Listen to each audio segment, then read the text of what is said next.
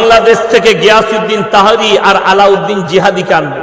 আমি বললাম ওই মাল কটাতে হবে না, তোদের যে শুয়ে আছে বেরেলিতে আহমদ রাজা বেরেলবিকে তুলে লিয়াই কবর থেকে, তবে শওকতের বেটাকে জব্দ করতে পারে। তোমার হিম্মত যদি থাকে তো আমার সঙ্গে বসো।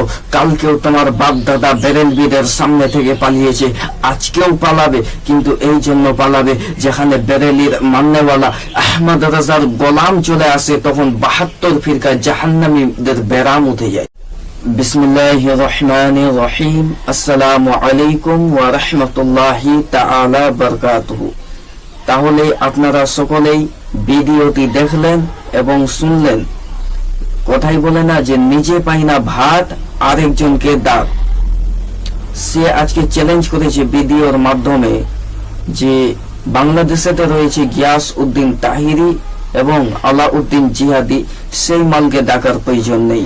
তোমাদের যে শুয়ে রয়েছে বেরেলিতে আহমদ রাজা খান বেরেলবিকে তুলে নিয়ে আসো। শোনো ইয়াসিন সাহেব, সমাজের মানুষ, পাবলিক আছে, পুরো দুনিয়ার মানুষ, পৃথিবীর মানুষ জেনে গেছে তুমি হচ্ছে একজন মূর্খ পাক্কা বর্বর।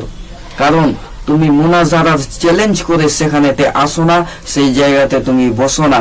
কারণ যখন তুমি মুনাজারার চ্যালেঞ্জ করেছিলে, আমরা যখন তোমার মুনাজারার চ্যালেঞ্জকে কবুল করেছিলাম, যখন দিন তারিখ সমস্ত কিছু জায়গা ফাইনাল হয়ে গেল, আমরা মুনাজারাতে এসেছিলাম, তুমি সেখানে আসনি, পালিয়ে গেছিলে। বহরমপুর ভাকুরিয়া মোড় বাজারপাড়া মাদ্রাসাতে মুনাজারাতে বসার জন্য দিন তারিখ সমস্ত কিছু ঠিক হয়ে গেছিল।